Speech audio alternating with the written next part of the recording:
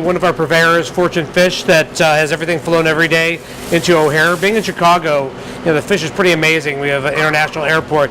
Things are coming from all over the world, a day old. So we got some number one ahi tuna we just got in today, and then also some amazing baby octopus, which we're going to braise. We're working on a new menu, so we're going to braise this and do a little kind of Korean dish with some pork belly and some house-made kimchi. So, and this is going to be, we're going to braise this and then char it. So I've been slowly poaching these in duck fat as part of the duck confit. So then I'm going to,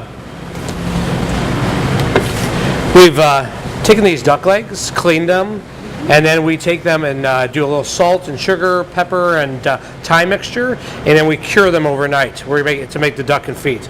Then we take them, put them in, wash them off, put them into duck fat, 300 degrees in a big pot, and then we slowly cook this for about 3 to 4 hours till it's softened up. Back in the day, duck legs, when they would take them and store them in the duck fat to preserve them so they could have them through the winter, before refrigeration. So the fat would keep them preserved? Yes, because it kind of seals it. So it has a little bit of salt to it, so when we're putting this dish together, we won't add any extra salt in there because it's already salted. So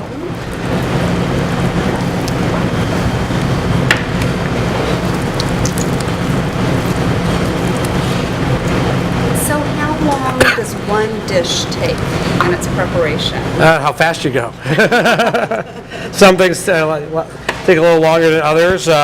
So this is kind of a nice thing because you can make this the day before or 2 days before, and then you can utilize it. So you can do this like on a Thursday and have it ready for Saturday even. My wife loves salmon. She loves salmon? Yeah, medium rare salmon.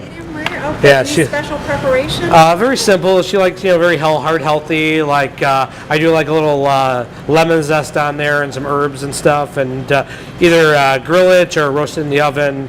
She loves brown rice. So, but also, she loves our Chilean sea bass we do with the red coconut curry, sesame crusted. It's kind of something we've been doing for 20 years that customers expect to be here. So. And what is your favorite dish? My wife will say, I can eat Asian food every day.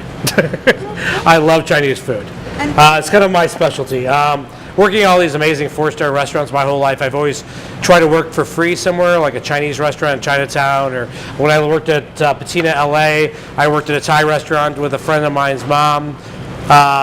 Just learning. I worked at Indian restaurants, so I love ethnic food. It's kind of my specialty. Using our classical French background, kind of all of us learn at culinary school and working in fresh restaurants. Like I worked at La Tita de Paris up in Palatine back in the day, and Pierre Poland was an amazing chef. He was very hot in the 80s.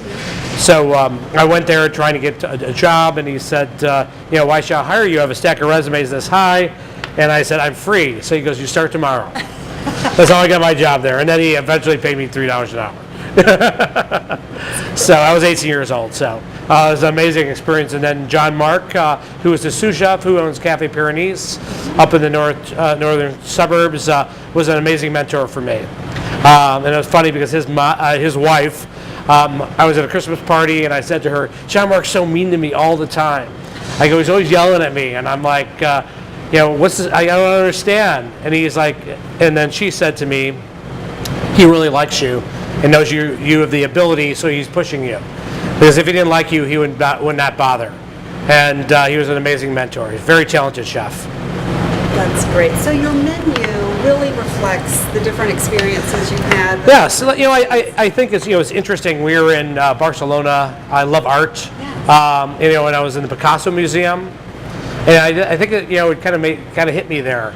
First of all, other than he was 14 or 15 years old and he was making this amazing art, I felt kind of an underachiever. But I felt like watching you go through an art museum and you see the different style of paintings that they do by working with different artists or going to different places. I think it's the same thing for us. it's different experiences in your life and how your style evolves. We do a lot of vegetarian cuisine because it's a big thing for our customers. We really think about the process. We do a lot of veg stock, so a lot of chefs use chicken stock in different items. We use a lot of veg stock or neutral things so that we could utilize these for our customers. So right here we have all the duck picked. So, and then we are going to, actually I made a little spiced hazelnuts that we use like a little winter spice on, a little sugar. I'm going to add that in. Gives a little bit of, like this wonderful flavors and a little bit of crunch. And then I've taken these apricots that we've poached in the duck fat, and we're going to add that in. I'm a big fan, like traditional duck rillette, he has like currants or raisins. I really like the apricots. And we're going to take a little bit of just pepper. Then we have some just very small chopped chive. Then we're going to walk into the back. Okay. So the whole thing about the duck rillette is whipping the fat back in to the rillette. You're kind of larding it, making it really rich. So we're just going to end that.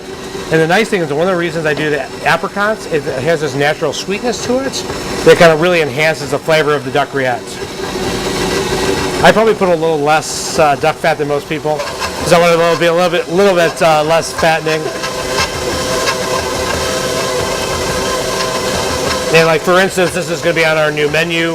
We're going to be putting these into little carrot pierogies, and then we're doing a salad with Versailles lettuce and a duck egg that we're going to cook on top. Kind of a very traditional salad, but we're just going to do our twist to it. And a little bacon vinaigrette.